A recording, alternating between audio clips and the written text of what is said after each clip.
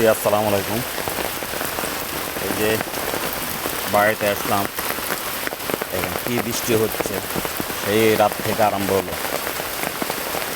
এই ঢাকার থেকে আসতে বৃষ্টি দেখলাম, লাকসামে বৃষ্টি একটু কম ছিল।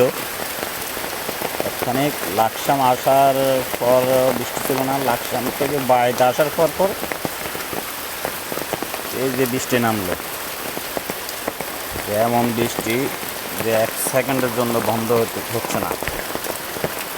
দেখুন বৃষ্টির ঝিমঝিমের শব্দ, টুকটুক শব্দ বৃষ্টির। সেই ছোটোবেলা এই বৃষ্টি দিয়ে ভিজতাম। এই হলো আমাদের পুকুর, দেখেন কীভাবে বৃষ্টি হচ্ছে।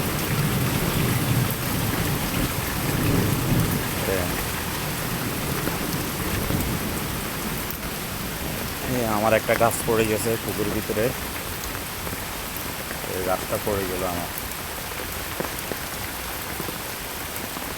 ওই গাছটাও পড়ে যেতেছে। ওখান দিয়ে 2টা আম গাছ পড়ে গেছে। আর ওইখানেও একটা আম গাছ পড়ে গেছে। সরি, আম গাছ না, ওটা হচ্ছে কদম গাছ। এ হলো বাইরের অবস্থা। এটা আসলে আমার গোয়াল ঘর। সেই আওয়ামী দুঃশাসনের সময় যে বন্ধ করছে, আর চালু করতে পারে না। কর্মস্থল ছাড় দিয়ে অন্যের কর্মযোগ দিলাম তখন। আমার বাড়ির পাশে হলো খাল, এটা হলো খাল, এটা হলো পুকুর, আর এটা হলো খাল।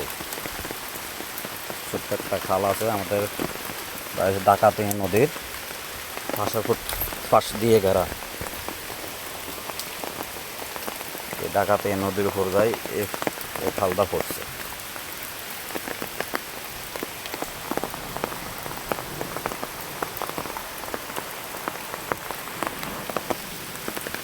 এইভাবে অবস্থা, দেখেন কি অবস্থা। বৃষ্টি কেন একটু বন্ধ না। ওই দেখছেন এই আম গাছটা পড়ে গেছে, এই গাছটাও পড়ে গেছে। ওটাও অনেক আগে পড়ছে, আর এটা হয়তো 2-10 দিন আগে পড়ছে।